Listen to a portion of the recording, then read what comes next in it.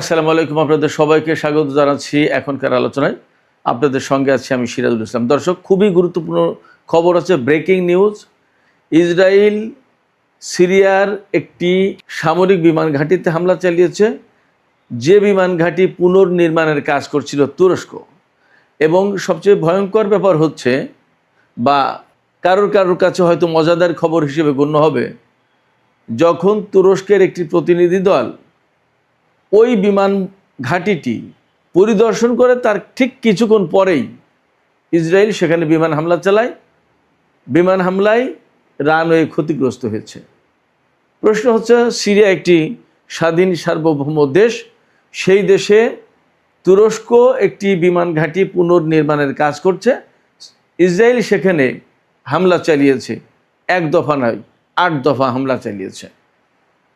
তাহলে বছরের পর বছর ধরে ইসরায়েলের সাথে তুরস্ক এত সম্পর্ক রাখলো, এখনও তুরস্কের টার্মিনাল ব্যবহার করে আজারবাইজান থেকে ইসরায়েলে তেল যায়। তাহলে এই সম্পর্কের কি মানে হলো? এদিকে পাকিস্তান, তুরস্ক এবং সৌদি আরবের মধ্যে যে মক্কা চুক্তি হয়েছে, সেই চুক্তির পর ইসরায়েল কি আসলে উদ্বিগ্ন হয়ে পড়েছে? যদি উদ্বিগ্ন হয়ে পড়ে, তাহলে সেই উদ্বেগের বহিঃপ্রকাশে কি এই বিমান ঘাঁটিতে হামলা? এখন তুরস্ক কি করবে? তুরস্ক কি ইসরায়েলকে জবাব দেবে, নাকি সিরিয়া আরও বেশি নতজানু হবে ইসরায়েলের দিকে? সিরিয়া যাবে কোথায়? সিরিয়া তো তুরস্কেরও বন্ধু, ইসরায়েলেরও বন্ধু। সিরিয়া বলতে এখনকার যে সিরিয়ার সরকার, তাহলে সে যাবে কোথায়? এখানে এই হামলার নিন্দা জানিয়েছে ইরান, এই হামলায় উদ্বেগ প্রকাশ করেছে আমেরিকা, নিন্দা জানিয়েছে তুরস্ক, নিন্দা জানিয়েছে সিরিয়া।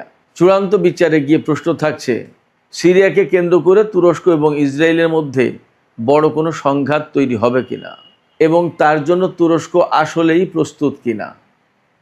এদিকে ইরান প্রসঙ্গে যে কথা বলবো তা হচ্ছে এই, যে ইরানের জাতীয় সংসদের স্পিকার এবং প্রধান আলোচক বাকের কলিবফ, তিনি বলেছেন, ইরানের সর্বোচ্চ নেতা আয়াতুল্লাহ আলী খামেনিকে যারা হত্যা করেছে, ইরানের এত শিশু যারা হত্যা করেছে এবং এত বেসামরিক মানুষ যারা হত্যা করেছে, তাদের কাউকেই বিনা প্রতিশোধে পার পেতে দেয়া হবে না।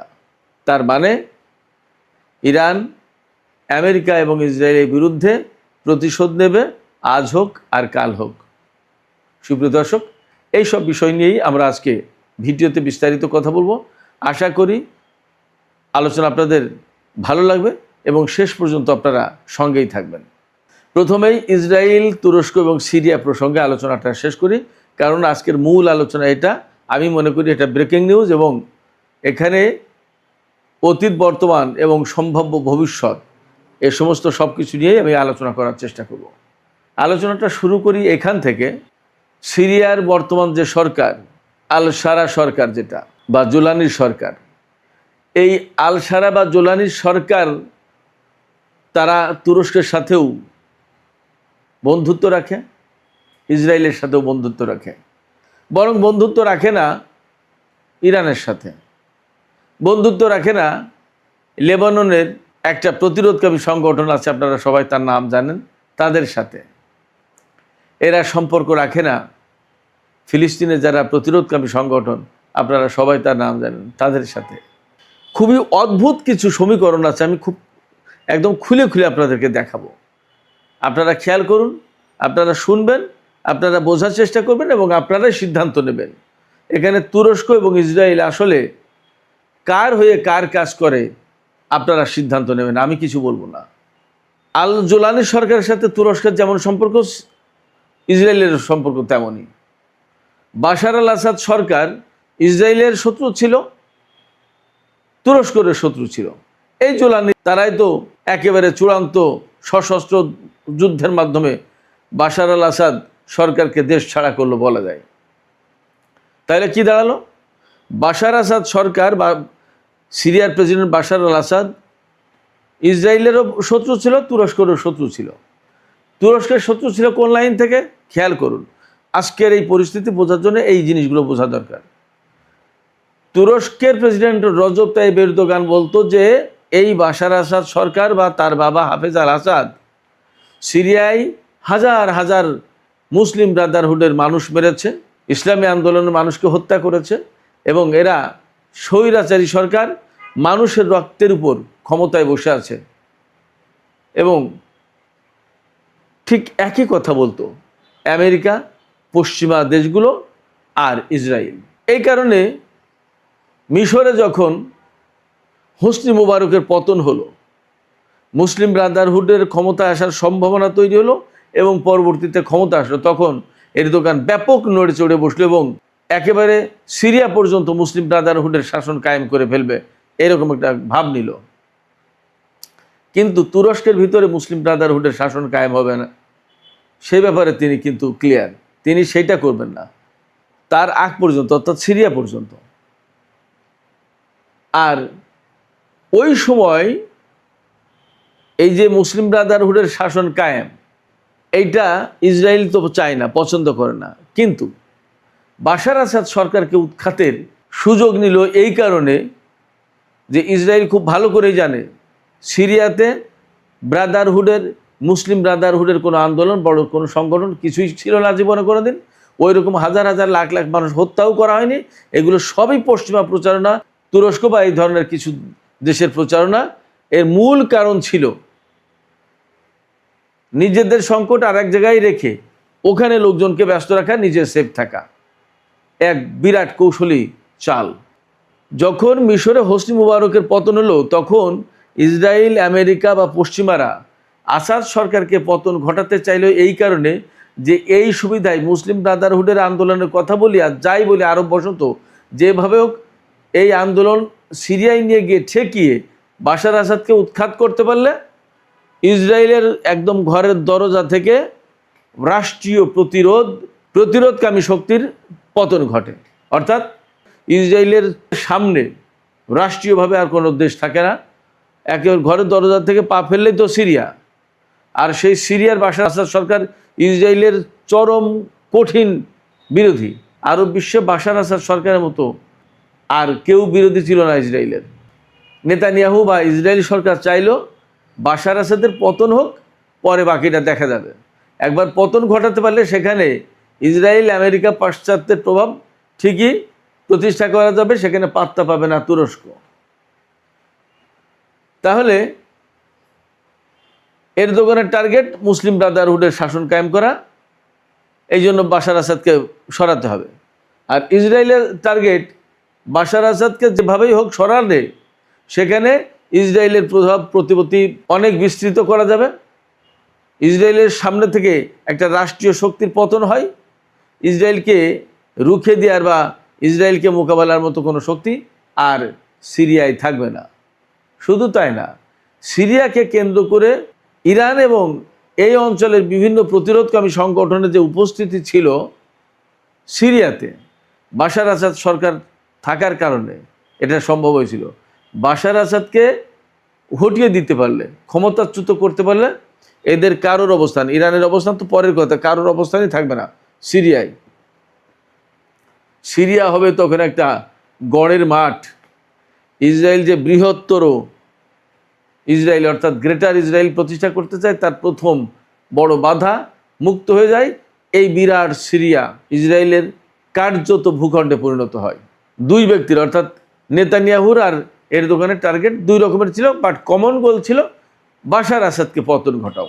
যখন ফিলিস্তিনের গাজায় এত ভয়াবহ নিধনযজ্ঞ চালিয়েছে ইসরায়েল, তখন কিন্তু এরদোগান শুধু কথা বলে গেছে, কাজের কাজ কিছু করেনি। যখন খুব ক্রিটিক্যাল অবস্থা এবং সিরিয়ার বিভিন্ন অবস্থানে, ইরানি অবস্থানে যখন ইসরায়েল বারবার হামলা চালাচ্ছে, ঠিক তখনই তুরস্ক এই জুরানিদেরকে লেলিয়ে দিল বাশার আসাদের বিরুদ্ধে খুব দুর্বলতম মুহূর্তে, যে দখল করো ক্ষমতা। যখন ইসরায়েলের সাথে ইরানের যুদ্ধ লাগে অবস্থা, ঠিক তেমন একটা অবস্থায় এই কাজ করলো। এবং তখন রাশিয়া বাশার আসাদকে সরিয়ে নিয়ে গেল, বাশার আসাদ রাশিয়াতে চলে গেল, ইরান তার অবস্থান ছেড়ে চলে আসলো এবং একদম ফাঁকা ময়দানে ইসরায়েল গোল দিতে থাকলো। সিরিয়ার সমস্ত সামরিক অবকাঠামো, বিমান ঘাঁটি, ক্ষেপণাস্ত্র ডিপো, গোলাবারুদের ডিপো, যত যা কিছু ছিল সব ধ্বংস করে দিল। বিমান ঘাঁটি তো একদম সব ধ্বংস। ইসরায়েলের বিমান বাহিনী বেশ ভালো শক্তিশালী ছিল, ধ্বংস করে দিল। তারপরে তাদের ট্যাঙ্ক বাহিনী ব্যাপক শক্তিশালী, একদম সব ধ্বংস করে দিয়েছে। এখন সিরিয়ায় যে জোলানি সরকার, তাদেরকে একদম ফকির মিসকিন বানিয়ে দিয়েছে সামরিক সক্ষমতার দিক দিয়ে, সামরিক শক্তির দিক দিয়ে।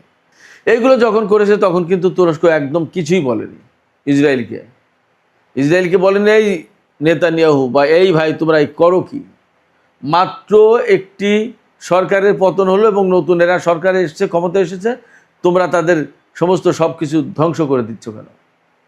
সেখানে আমি ব্যক্তিগতভাবে মনে করি এরদোগানের একটা বিশেষ টার্গেট ছিল, সিরিয়ার সমস্ত সামরিক সমস্ত সব কিছু ধ্বংস হয়ে গেলে ওই জায়গায় বিপুল পরিমাণের সামরিক সরঞ্জাম বিক্রি করতে পারবে, তুরস্ক একটা ব্যবসা করবে। আমেরিকার যেমন বিভিন্ন জায়গায় এরকম টার্গেট থাকে যে ওখানে যুদ্ধ হলে আমরা এই পরিমাণে অস্ত্র বিক্রি করতে পারবো, তুরস্কের সিরিয়া কেন্দ্রিক এই টার্গেট ছিল। অতএব ইসরায়েল যে সমস্ত ধ্বংসযজ্ঞ চালিয়েছে কোনো কিছু বলেনি এর বিরুদ্ধে। অবশ্য তুরস্ক কিছু বললেও ইসরায়েল যে শুনতো এমন কোনো সম্ভাবনা নেই। যাই হোক, মধ্যপ্রাচ্যের চলমান পরিস্থিতি এবং গাজার ক্রাইসিস একেবারে চরমতম পর্যায়ে যাওয়ার পর ইসরায়েলের সাথে তুরস্কের বাণিজ্য সম্পর্ক সম্ভবত অনেকটাই কাট অফ হয়েছে, তবে কিছু কিছু সম্পর্ক এখনও আছে বলে মনে করা হয়। বিশেষ করে আজারবাইজান থেকে তুরস্কের মাধ্যমে ইসরায়েলে যে তেল যায় সে তেল এখনও যায় বলেই জানা যাচ্ছে। বিভিন্ন তথ্য উপাত্ত থেকে জানা যায় আজারবাইজান থেকে প্রতিদিন ইসরায়েলে 94,000 ব্যারেল অপরিশোধিত তেল যায়। 2024 সালের পর অর্থাৎ 25 সালে ইসরায়েলের যে পরিমাণে তেল গেছে সেটা আগের বছরের চেয়ে 31% বেশি এবং 2022 সালের পর এটা ছিল সর্বোচ্চ। এছাড়া ইসরায়েল এবং তুরস্কের মধ্যে যে পরিমাণে বাণিজ্য ছিল, বছরে প্রায় 700 কোটি ডলারের বাণিজ্য ছিল। বিপুল পরিমাণের জিনিস তুরস্ক থেকে ইসরায়েলে যেত, আবার ইসরায়েল থেকে তুরস্ক আসতো। অবশ্যই তুরস্ক ইসরায়েলে বেশি পাঠাতো আর ইসরায়েল থেকে কম নিত। 2023 সালের হিসাব অনুযায়ী তুরস্ক থেকে ইসরায়েলে 530 কোটি ডলারের পণ্য গেছে। ইসরায়েল থেকে তুরস্ক গেছে 150 কোটি ডলারের পণ্য। তুরস্ক থেকে ইসরায়েলে ইস্পাত, আয়রন, সিমেন্ট, জিপসিয়াম, কাপড় চোপড়, তৈরি পোশাক, এরকম বিভিন্ন প্লাস্টিকজাত পণ্য, বিভিন্ন রকমের দ্রব্যাদি যায়। এর ভিতরে তুরস্ক থেকে ইসরায়েলে বিপুল পরিমাণে জিপসাম যায়। ইসরায়েলে যে জিপসাম প্রয়োজন তার অর্ধেক প্রায় তুরস্ক থেকে যায়। সম্পর্ক 2023, 24, 25 সালেও ছিল, এখন অনেকটা কমেছে। বাট তুরস্কের রজব তাইয়িপ এরদোগান যখন প্রেসিডেন্ট, প্রধানমন্ত্রী, তখন ইসরায়েলের সাথে এইভাবে সম্পর্ক ছিল। সেই ইসরায়েলের সাথে এখন কিছুটা টানাপোড়েন তৈরি হয়েছে, আর এই মক্কা চুক্তির পর আরও বেশি টানাপোড়েন তৈরি হয়েছে মনে হচ্ছে। বাট এখানে সবচেয়ে গুরুত্বপূর্ণ সেটা হচ্ছে এই যে জোলানি সরকার, এই জোলানি সরকার সিরিয়ায় ক্ষমতা আসার পর সিরিয়াকে কেন্দ্র করে এখন কিন্তু মূলত দুই পাশে দুইজন টানাটানি করছে। ইসরায়েল টানছে তার দিকে আর তুরস্ক টানছে তার দিকে। মানে হচ্ছে, ধরুন সিরিয়া হচ্ছে একটা ছাগল আর দুই পাশে দুই নেকড়ে এই ছাগলকে নিয়ে টানাটানি করছে।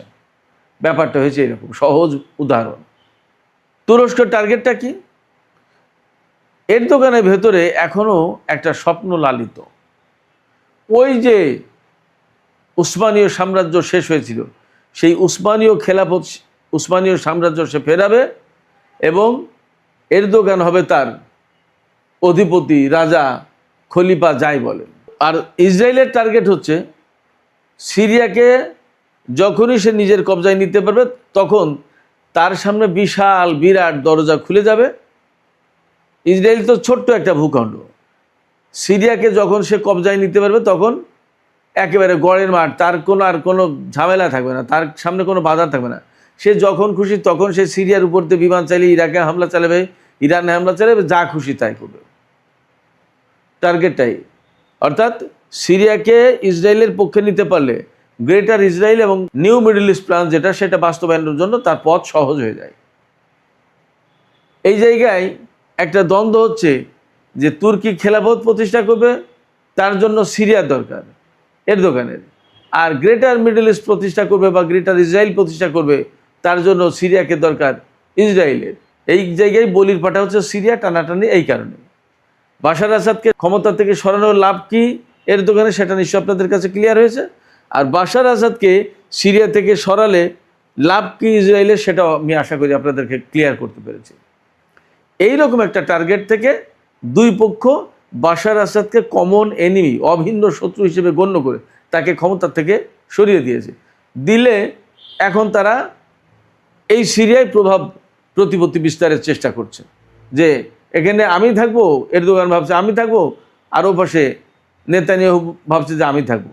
এই দুইজনের দ্বন্দ্ব, এই দ্বন্দ্বকে কেন্দ্র করে সংকট বেশ ঘনীভূত হতে পারে এবং ইসরায়েল তুরস্ককে তোয়াক্কাই করবে না, তুরস্ককে তোয়াক্কাই করবে না এবং করেননি। আজকেই তো যখন তুরস্কের প্রতিনিধি দল ওই বিমান ঘাঁটি পরিদর্শন করেছে, জাস্ট তার কিছুক্ষণ পরেই সেখানে হামলা চালিয়েছে।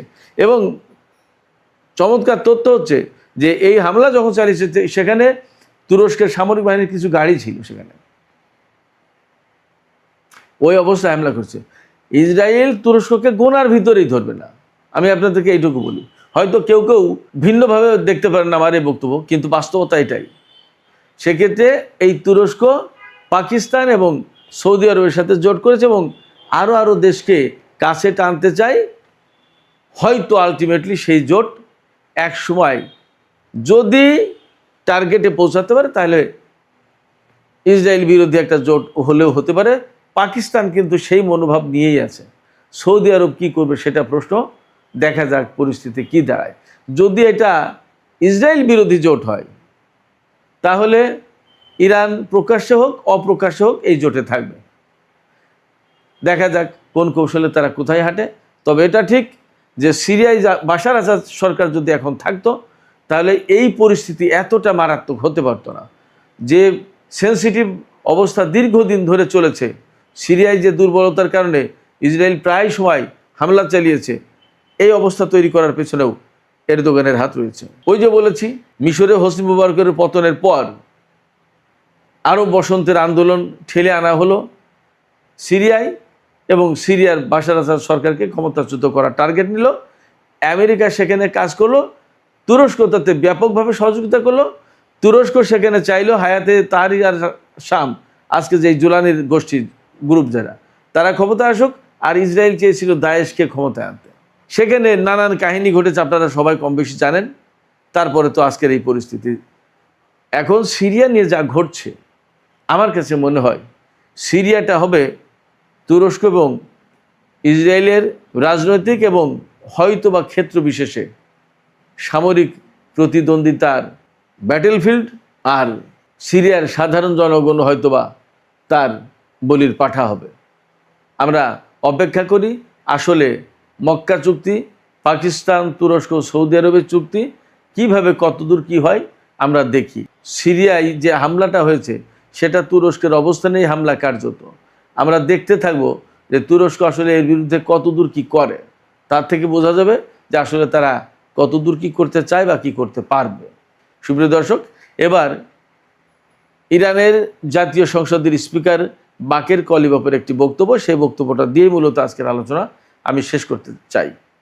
বাকের কলিবাফ বলেছেন যে ইরানের সর্বোচ্চ নেতা আয়াতুল্লাহ আলী খামেনিকে যে হত্যা করা হয়েছে, শহীদ করা হয়েছে, শুধু তাই না, মিনাব স্কুলে 170 জনের বেশি শিশু এবং কয়েকজন টিচার, তাদেরকে হত্যা করা হয়েছে, আমেরিকা এবং ইসরায়েল করেছে। এবং ইরানের ভেতরে আরও বহু সংখ্যক কয়েক হাজার বেসামরিক নাগরিককে হত্যা করা হয়েছে। এর কোনো হত্যা, এদের কারোর রক্ত বিনা শাস্তিতে বৃথা যেতে দেওয়া হবে না, অর্থাৎ বিনা প্রতিশোধে এদের রক্ত মুছে যাবে না। বাকের কলিবাফ পরিষ্কার করে বলেছেন, যারা এই হত্যার সাথে জড়িত, যারা এই হত্যার পরিকল্পনা করেছে, যারা এই হত্যার নির্দেশ দিয়েছে, তাদের প্রত্যেকের বিরুদ্ধে প্রতিশোধ নেওয়া হবে। এই প্রতিশোধ নেওয়ার ঘোষণা কিন্তু বেশ বড় ব্যাপার, এবং ইরানের এখন বলা যায় যে একেবারে সর্বোচ্চ পর্যায় থেকে ইরানের সর্বোচ্চ নেতা, প্রেসিডেন্ট এবং সংসদের স্পিকার, এই 3 ব্যক্তি খুব গুরুত্বপূর্ণ ইরান এই দেশের জন্য, রাষ্ট্র হিসেবে, রাষ্ট্রের প্রশাসনিক কাঠামোর জন্য। সেই জায়গায় একটি সাংবিধানিক উচ্চ পর্যায় থেকে বাকের কলিবফ এই কথা বলছেন, এই অঙ্গীকার ব্যক্ত করছেন যে যারা এই হত্যা ঘটিয়েছে, যারা এর নির্দেশ দিয়েছে এবং যারা বাস্তবায়ন করেছে, যারা পরিকল্পনা করেছে, তারা কেউ বিনা বিচারে বা বিনা শাস্তিতে পার পাবে না, এদের বিরুদ্ধে প্রতিশোধ নেওয়া হবে। দেখা যাক, আমরা দেখতে থাকি কি হয়। তবে মধ্যপ্রাচ্যের পরিস্থিতি যে ধারণা করা হচ্ছিল আমেরিকা এবং ইরানের যুদ্ধ থামলে হয়তোবা অনেকটা সুস্থির হতো, স্থিতিশীল হতো, ব্যাপারটা মনে হয় সেই রকম হবে না। হ্যাঁ, ব্যাপারটা অনেকটা সেই রকম হতে পারে যদি কিনা এই যে মক্কা চুক্তি হয়েছে, এই চুক্তি যদি সৎ নিয়তে সবাই এক জায়গায় সত্যিকার অর্থে ঐক্য গড়ার চেষ্টা করে এবং মধ্যপ্রাচ্য অঞ্চলের সমস্ত মুসলিম দেশ যদি এই চুক্তির আওতায় আসে, তাহলে ইসরায়েল মধ্যপ্রাচ্যে অবশ্যই অনেক কিছু করতে সাহস বোধ করবে না। কিন্তু সেটা কি পারবে? সেই ঐক্যবদ্ধ কি হতে পারবে? সংযুক্ত আরব আমিরাত, বাহরাইন, কুয়েত, তারা কি এতে আসবে? সৌদি আরবের ভূমিকা কি হবে? পাকিস্তান, তুরস্ক যদি চায়ও, সৌদি আরব কি চাইবে? এইগুলো হলো অনেক বড় বড় প্রশ্ন। এই প্রশ্নের জবাব যতদিন পরিষ্কার না হবে ততদিন আমরা আসলে বলতে পারবো না যে বড় কিছু হতে যাচ্ছে এই মক্কা চুক্তির কারণে। সুপ্রিয় দর্শক, এখনকার আলোচনা এখানে শেষ করতে চাইছি।